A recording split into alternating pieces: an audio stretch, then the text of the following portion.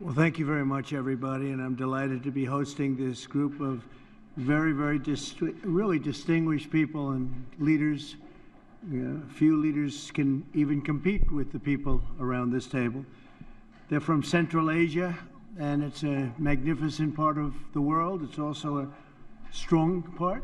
It's a tough part, and there's nobody tougher or smarter than the people we have gathered tonight. I'd like to thank Vice President J.D. Vance and Secretary Rubio, Secretary Bessent, Special Envoy Steve Witkoff, Ambassador Sergio Gore, going to India very shortly. Congratulations, Sergio.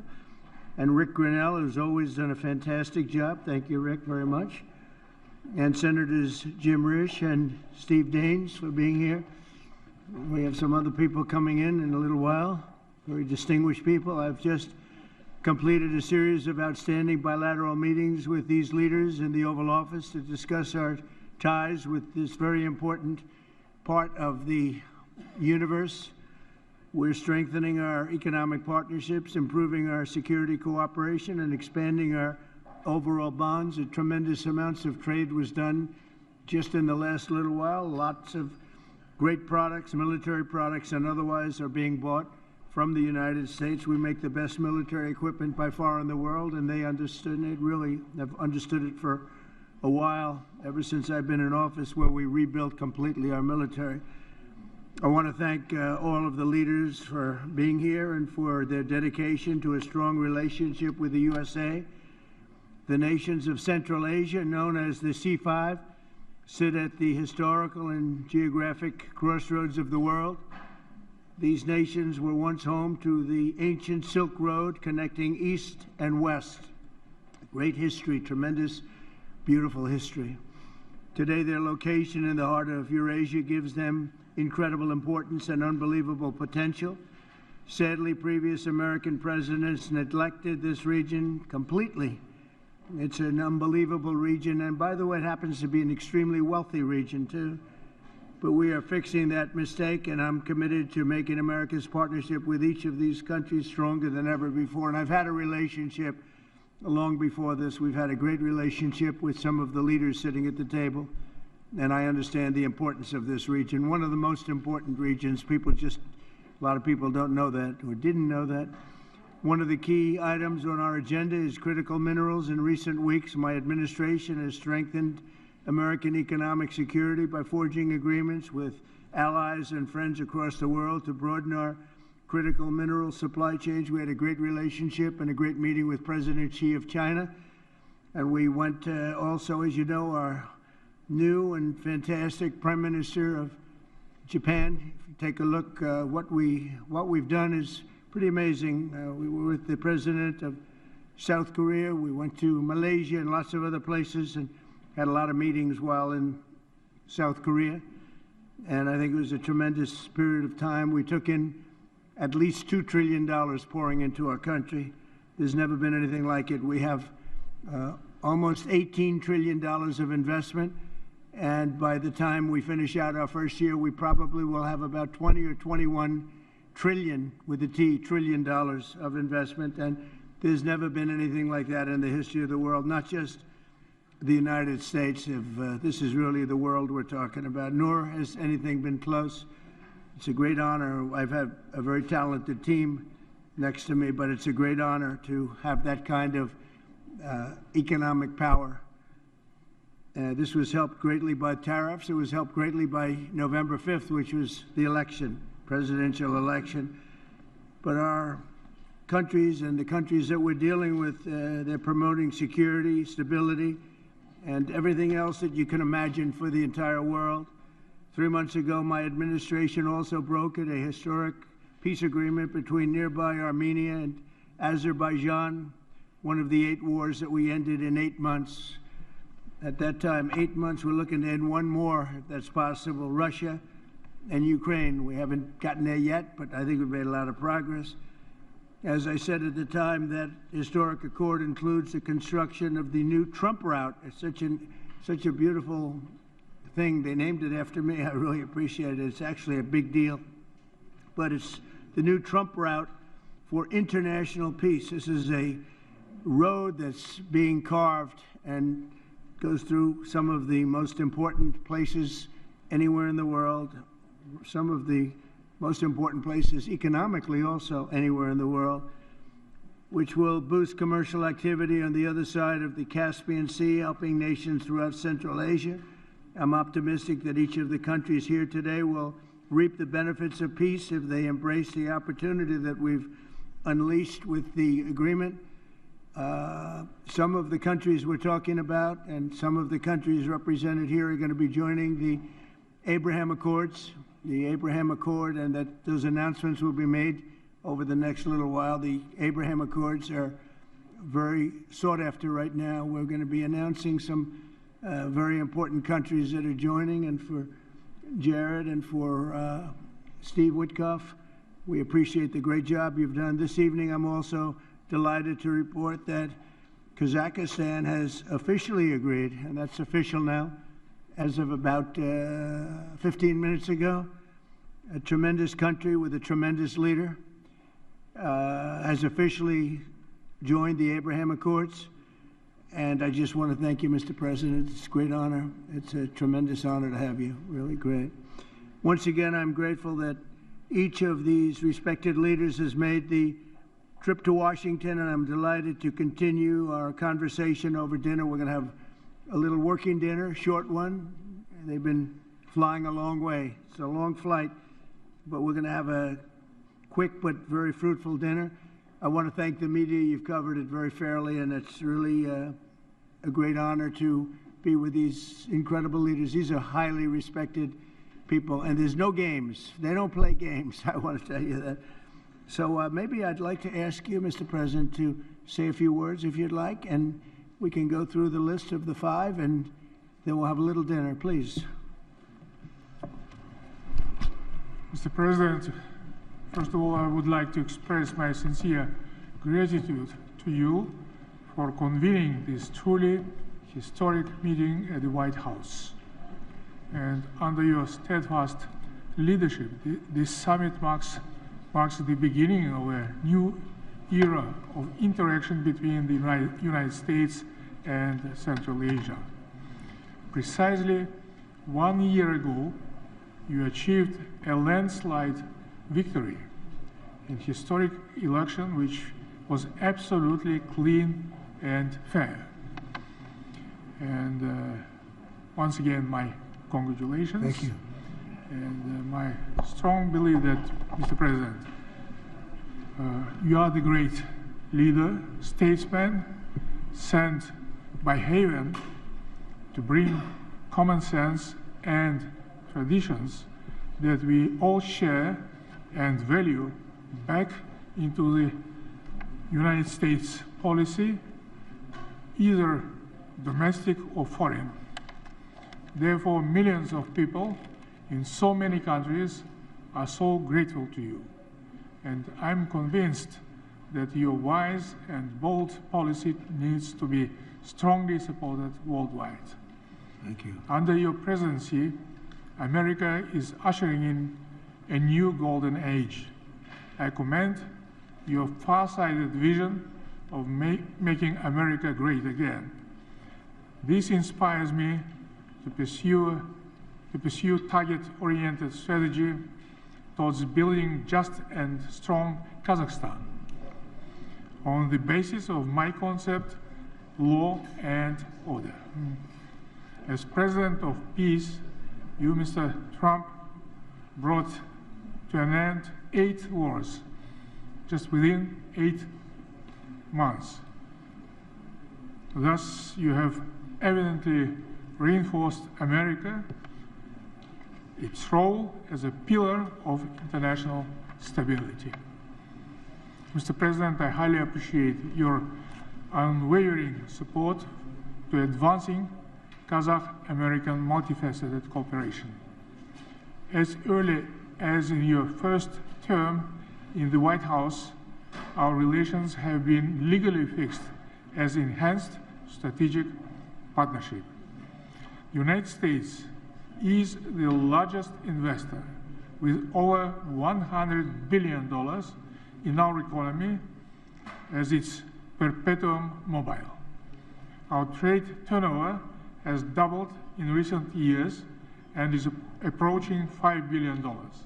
We cover almost 25% of America's domestic uranium demand.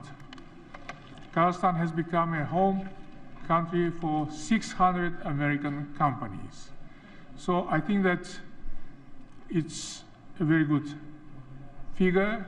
And during my visit alone, our businesses are concluding deals worth over $17 billion, paving the way for even greater B2B partnership.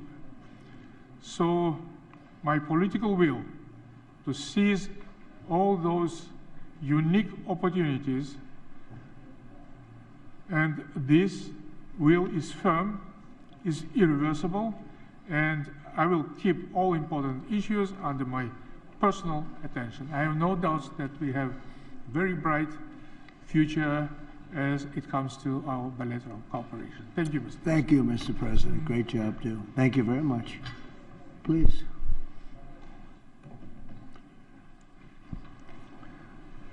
Уважаемый господин Трамп, мы высоко ценим ваш личный вклад в обновление перезагрузки C5+1. На самом деле, до этого ни один президент Америки так не относился к Центральной Азии. Мы очень, я лично и все мои коллеги очень благодарны. Мы на самом деле почувствовали вот такое внимание с вашей стороны. И это дорогого стоит для нас. И большое вам за это спасибо. На самом деле, я вам уже говорил, и сейчас хочу повторить, что мы в Узбекистане говорят, президент Трамп – это президент мира. И вы очень многое сделали для 8 войн, остановили. И я уверен, что и войну между Украиной и Россией только вы можете остановить. И мы очень на это надеемся. Сегодняшний саммит подтверждает, что Соединенные Штаты Америки рассматривают Центральную Азию как ключевого и надежного партнера. Мы вместе формируем будущее, основанное на доверии, взаимопонимании и стремлении к созиданию. Хотел бы озвучить ряд предложений. Первое. Предлагаем учредить действующий на постоянной основе секретариат формата или размещать его на ротационной двухгодичной основе в странах-участниц. Второе. Надо создать координационный совет по инвестициям и торговле на уровне министров для обеспечения системного диалога между госучреждениями и компаниями и финансовыми институтами. Считаем актуальным реанимировать идею создания фонда Центральноазиатского инвестиционного партнерства. Договоренность с DFC была достигнута в 2020 году. Третье. Готовы активно работать с Соединенными Штатами Америки по реализации крупных транспортно-коммуникационных и энергетических проектов, связывающих Центральную Азию с Южным Кавказом и Европой по маршруту Трамп. И я сегодня вам передал, что мы составили трехгодичный план нашей совместной инвестиционной программы на $34 миллиардов. Это очень крупные, большие проекты, и об этом мы с вами уже и в Нью-Йорке говорили, и сегодня я вам это сказал. Так что у нас очень большая перспектива. Так, я еще раз благодарен вам, и я думаю, что мы очень многое с сегодняшним саммитом привезем с собой, и этот саммит будет историческим. Я уверен, что ваше такое отношение и отношение ко всем нам, это говорит то, что ваше внимание к укреплению Центральной Азии и Соединенных Штатов Америки. C5+1 должен стать Central Asia and the US. C5+1 have to become efficient mechanism of our practical partnership, and I propose to host our next summit in 2026 in Samarkand to establish this further. I'm pretty sure that, I'm convinced, Mr. Trump, that under your leadership it will be a strong partnership. Thank you very much for your attention, and we will be well prepared for the summit in Samarkand. Thank you very much. Great job. Thank you, Mr. President. Please. Muhterem Janobi President. President Donald Trump, I thank you very much for invitation to participate in today's very important high-level commemorative meeting in the format of C5+1, the Central Asia and the United States. You play a remarkable and highly commendable role in ensuring peace and stability in conflict regions around the world, and your peaceful efforts are worthy of praise, and I extend my heartfelt congratulations to you, Mr. President. And today our collaboration, our wide-ranging bilateral cooperation covers different areas: trade, economy, security. As it comes to our security cooperation, we particularly have an excellent cooperation on counterterrorism, fighting extremism and the drug trafficking. Mr. President, over 70 companies with American investment are operating in Tajikistan today, and 93% of my country is mountainous, and we have an abundance of natural resources, particularly water, hydropower, critical minerals and rare earth materials. Tajikistan is a home for 13,000 glaciers, and approximately 60% of Central Asian water resources originate in Tajikistan, and our country is rich in strategically important minerals, including rare earth minerals and critical materials. Tajikistan is a member of both the European Union's Critical Raw Materials Club and the United States Mineral Security Partnership Instrument. And according to the United States Geological Survey, our country ranks second in the world in terms of antimony production, and is currently the largest producer of metallic antimony, which is the United States so deeply interested in. And we have a brilliant cooperation on this. And last year, antimony accounted for 97% of Tajikistan total exports to the United States. In 2024, Tajikistan produced and exported 17,000 tons of metallic antimony, primarily to the United States. And the activities of ANSOB, joint venture and ANSOB metallurgical company in Tajikistan, with American investment by Comstock, American company, exemplify our strong and long-enduring collaboration. However, there are still many opportunities in terms of trade and investment, and we are interested in expanding economic and trade cooperation between our countries. So there is a good opportunity to cooperate and create a new generation of sustainable artificial intelligence data centers. And since we have a brilliant cooperation between our air companies, and since 2008, Tajikistan Somalia company had purchased 8 mid-sized Boeing aircraft with a total volume of $440 million, and this company is expected to receive 2 more modern Boeing 737 MAX 8 aircraft next year, and the total commercial package of Boeing with the Somalia exceeds $3 billion.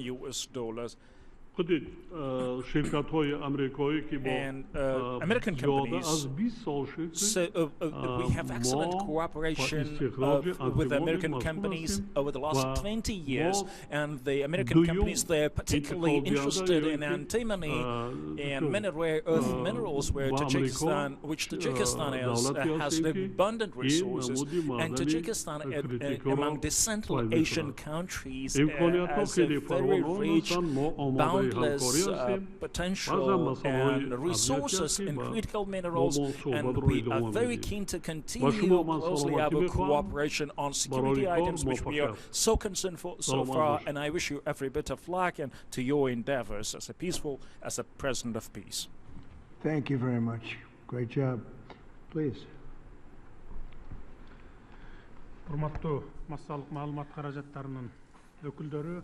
Мен үшін ақш президенті урматтуу Дональд Трамп мырза менен эки тараптуу жолугушуу өткөрүү жана Борбордук Азия АКШ форматында отурумга катышуу чоң сыймык. Эң биринчиден урматтуу президент Дональд Трамп мырзага чакыруусу жылуу кабыл алганы жана эки тараптуу аймактык жана эл аралык маанилүү маселелерди талкуулоо мүмкүнчүлүгү үчүн ыраазычылыгымды билдирем. Кыргызстан Америка Кошмо Штаттарынын өзүнүн маанилүү тышкы саясий өнөктөшү катары жогору бааларын белгилейм. Эки тараптуу жолугушуубуздун алкагында Кыргызстан менен АКШнын ортосундагы актуалдуу маселелер, ошондой эле Борбор Азия өлкөлөрү менен кызматташууну бекемдөөгө багытталган темалар талкууланды. Кыргыз-Америка мамилелерине карата 4 багытты белгилегим келет. Экономика жана инвестициялар, туризм, гидроэнергетика, санарип экономика, жасалма интеллект, IT чөйрөсү, коопсуздукту жана туруктуулукту камсыздоо. Бул өңүттө Кыргыз тарабы урматтуу президент Дональд Трамп мырзанын глобалдык туруктуулукту бекемдөөгө жана дүйнөнүн булуң бурчунда жаңжалдарды токтотууга кошкон олуттуу салымын жогору бааларын баса белгилейм. Өз кезегимде мен дагы мамлекет башчысынын кызматына келгенде өзүм үчүн эң маанилүү артыкчылыктуу бир милдет койгон бул коңшу мамлекеттерибиз менен чек ара маселелерин ынак коңшулуктун угунда чечүү болчу. 5 жылдан соң мен урматтуу кесиптештерим менен бирге бул милдетимди эң негизгиси тынчтык жолу менен ишке ашыра алганымды канааттануу менен белгилеймин. Жыйынтыгында Борбордук Азия аймагынын дүйнөлүк саясаттагы ролу өсүп, биз менен кызматташууну бекемдөөгө ири державалардын кызыгуусу күчөп жатат. Бул өңүттө С5+1 форматы саясий диалогду өнүктүрүүгө максатталган маанилүү аянтчага айлангандыгы мени абдан And I'm very glad about that. I would like to express my special appreciation to Your Excellency President Donald Trump for initiating and hosting today's summit. And we really feel warm hospitality. We highly value this step and regard it as a demonstration of the United States' goodwill and commitment towards Central Asia and friendship. I am confident that our joint efforts will lead to concrete, mutually beneficial outcomes for both nations and people. Thank you very much for your attention. Thank you very much. Thank you very much. Please. I thank you, Mr. President. First of all, I would like to express my deep gratitude, Mr. President, for the invitation to attend this C5 Central Asia plus US Summit. We consider we recognize the good results that made since the development of this format, and of course we expand the cooperation in such strategically important areas as security, economy, energy and environment. We believe that the results of this summit will lead us to further expansion of multi-phase cooperation between Central Asia and the United States of America. I do appreciate, Mr. President, for your warm hospitality. I do appreciate. Thank you very much, and thank everybody. We'll have a little more to discuss, but a lot of progress has been made today, and it's a great honor to have you with us in the United States of America. Thank you. And to the media, maybe a couple of questions, ideally on this topic, please. Please.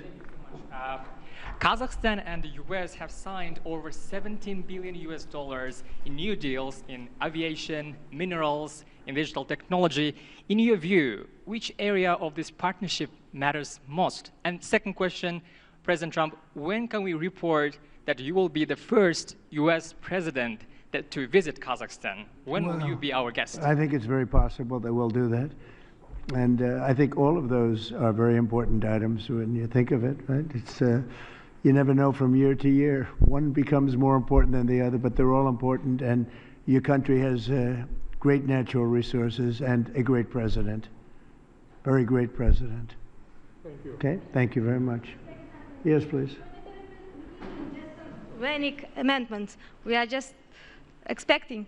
What? Say it again. Jackson Vanik amendment. Senator Oh, go ahead. Yeah, go ahead. Thank you, Mr. President. Look, Jackson Vanik is overdue to be repealed. With the help of the president, with working with the president, we are going to get that repealed in the very near future. Thank you, Mr. President. Okay, thank you very much. Yes, please. On this topic, Kazakhstan already has diplomatic relations with Israel. Can you talk about the significance of this agreement in terms of what it would signal to the region as Gaza moves toward rebuilding? And on the shutdown, there's been discussion about potentially a deal, but it would involve rehiring the federal workers who were laid off. What's your opinion of that? Well, we're going to see about the shutdown. Look, the shutdown is caused by the Democrats, and we're not going to spend $1 trillion or $1.5 trillion on health care for people that came into our country illegally, many of them from prisons and many of them drug dealers and murderers, 11,888 murderers. We're not doing that, so we'll see about that. We shouldn't, they should have, as they've done always in the past, it should have just been extended. It could have been extended very easily, and it should have been. Yes, please. The Abraham Accords is significant, sir, given that they already have diplomatic relations with Israel, what this agreement is supposed to signal? You want to answer that, please? Yeah, so I think the diplomatic significance is that it gives great momentum to the Abraham Accords. And to recap for those those who are listening who don't appreciate, the Abraham Accords, of course, is the historic agreement struck by the president in the first term to rebuild the alliance structure and the relationships between Israel and a number of the majority Muslim countries in that region of the world. What the president has done is actually signaled that the momentum of the Abraham Accords is alive and well in the second administration. I think it's not just going to be Kazakhstan, but also a number of other countries that join in the months to come. So it's a great signal, a great act of friendship, and a great sign that the Abraham Accords is alive and well. Marco? I think that's the wrong way to analyze it. There's a lot of countries that have diplomatic relations with one another. The Abraham Accords is a partnership. It's an enhanced relationship beyond just diplomatic relations and having embassies in each other's capitals. It is, and it's not just with Israel, it's with all the other countries that are part of the accord. You're now creating a partnership that brings special and unique economic development on all sorts of issues that they can work on together. So that's really the benefit of it, and the strength of it is to have majority Muslim countries, the Jewish state, able to partner on things to show the world that it is possible. Essentially, we've really expanded the Abraham Accords, and one of the reasons is we are right now in negotiations or talks with many countries that really wanted to come in, but they couldn't because of the status of Iran. When Iran had a possibility of nuclear weapons, which they do not have now, when Iran was the bully of the Middle East, let's call it the bully of the Middle East, which it isn't anymore, they had a hard time going against that. I understand that. Now that Iran has been very much decimated in terms of their nuclear and in terms of their regular, because of the actions we took with those beautiful B-2 bombers and other things, people really want to come in. And so we are in very active discussions with the more traditional potential members of the Abraham Accords. The four originals are phenomenal, and they're doing really well. They're making a lot of money with trade and other things being in the Abraham Accords, and we're expanding it a little bit.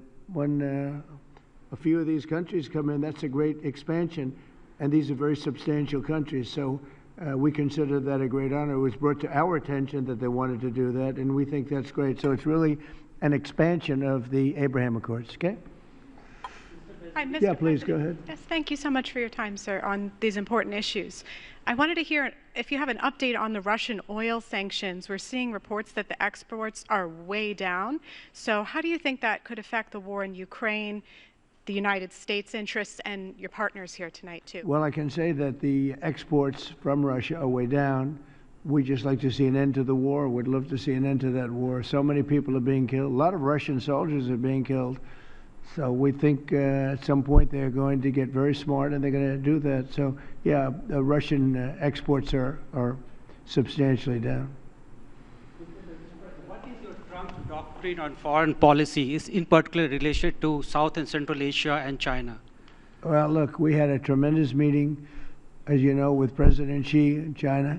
And my doctrine would be denuclearization, because we have enough nuclear. We're number one, Russia's number two, China's number three, way behind, but they'll be even in 4 or 5 years. They're, working overtime on nuclear weapons. I think that denuclearization would be a great thing. We could blow up the world 150 times. There's no need for this. So I really think we're going to have, I've spoken to President Putin about it, I've spoken to President Xi about it, and everybody would like to spend all of that money on other things, people that really, things that can benefit people now. So I think something like that could happen, the denuclearization. It's really, I want peace through strength, but we want peace all over the world, and we're very close to getting it. We had a lot of wars raging that people didn't know about. Now they're not raging anymore. We have one left, and we're going to hopefully get that taken care of. Yes, sir, go ahead. Mr. President, do you have an update on how soon that international stability force may be on the ground in Gaza? Very soon. It's going to be very soon. And Gaza's working out very well. And you haven't been hearing too much about problems. And I'll tell you, we've had countries that have volunteered. If there's a problem with Hamas, as an example, or a problem with anything, but they volunteered to, on a single basis, go in and take care of it. We have very powerful countries in this coalition. And it's not, this is because I've heard some of the press saying, well, it's a very tentative, or it's not tentative. This is a very strong peace. This is peace in the Middle East. Hamas is a very small part of it, very, very small part. And if they don't do as they said, if they don't behave, then they've got themselves a big problem, a really big problem like they've never had. But so far, it seems to be working out very well. But that's a very small part of what we're talking about. That's a part of Gaza. You're going to have a very, I think we can say, Marco, we have a very strong peace. This is a strong peace. We have many countries involved in the Middle East. Essentially, these countries are all involved. They want to see peace in the Middle East. And Marco, what would you say about that? No, I think that's right, Mr. President, and you deserve a tremendous amount of credit for making that possible. And now I think the only reason why it's going to continue to happen is because of the President's role in this.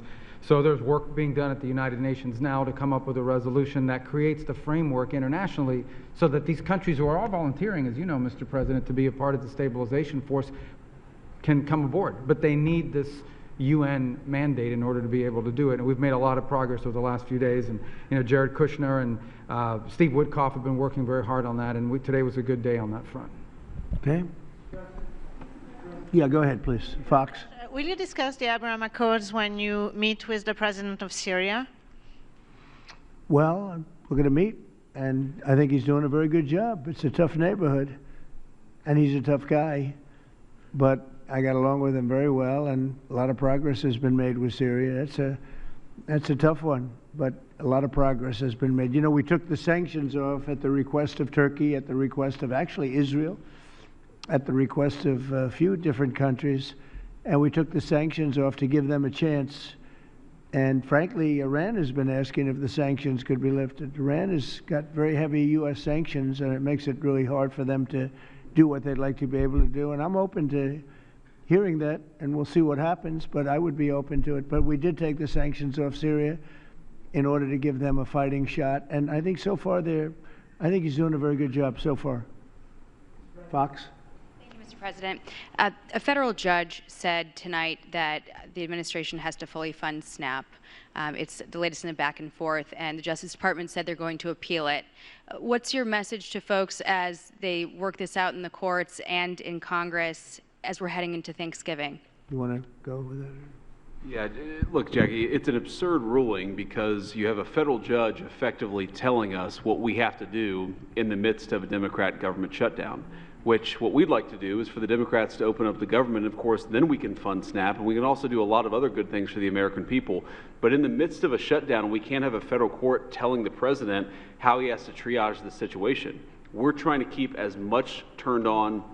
We're trying to keep as much going as possible. The president and the entire administration are working on that, but we're not going to do it under the orders of a federal judge. We're going to do it according to what we think we have to do to comply with the law, of course, but also to actually make the government work for people in the midst of the Democrat government shutdown. If they would like to end this, we would welcome working with them to end this government shutdown, and then we wouldn't have to triage what we're going to fund and what we're not going to fund. And the last thing that I'll say is the American people are unfortunately about to start suffering some very real consequences because of the shutdown. In the past, when you had a government shutdown, you would have under the Obama administration, they would lean into all of the problems it was going to cause for the American people at the beginning of the shutdown. The president has told us to keep as much going as humanly possible, But after 30 days of this thing, 40 days of this thing, you're going to start seeing very real travel delays. That's because the Democrat government shut down. You're going to start seeing SNAP benefits run out. That's because the Democrat government shut down. They should stop this charade and open up the government. That's what we want them to do. We've been asking them to do it for 40 days. It's time. And you know, one other thing, our country has to remain very liquid because problems, catastrophes, wars, could be anything. We have to remain liquid. We can't give everything away based on a number. Here's an example. When I was president, the number that you're talking about was a tiny fraction of what it is now. Biden went totally crazy, gave it to anybody that would ask, gave it to people that were able-bodied, had no problem. Anybody that would ask, we get the number. And it's many times the number of people are on. That wasn't meant for that. It was meant for people that had real problems, in many cases people that were down and out, people that could be saved. It wasn't meant for people that could do whatever they want, the people that say, well, I don't think I'll work, I'll just, collect this money. Take a look at the number of what it was during my administration and what it was during the Biden administration. It went up many, many times my first term. One other thing, a number came out today that was amazing. Walmart. I trust Walmart, Arkansas, great place, Arkansas, great company, Walmart. They announced today, after many years, they do this every year for many years, that Thanksgiving for the United States of America under Donald Trump as president is 25% less for Thanksgiving meal with all the trimmings than it was under Sleepy Joe Biden's administration. So we talk about affordability. I think that's the best chart. That's better than a poll. That's better than anything I can think of. So Walmart, which everybody trusts, and I trust, and everybody trusts Walmart, they're not looking to do anything except give the numbers. And they have for many years. They talk about the cost of Thanksgiving and the cost of living through Thanksgiving and enjoying Thanksgiving. For Joe Biden, it was 25% more than it is for me. At a later time, our energy costs are way down, our groceries are way down, everything is way down, and the press doesn't report it. The press reports whatever the con people say. I call the Democrats con men and women. They make up numbers.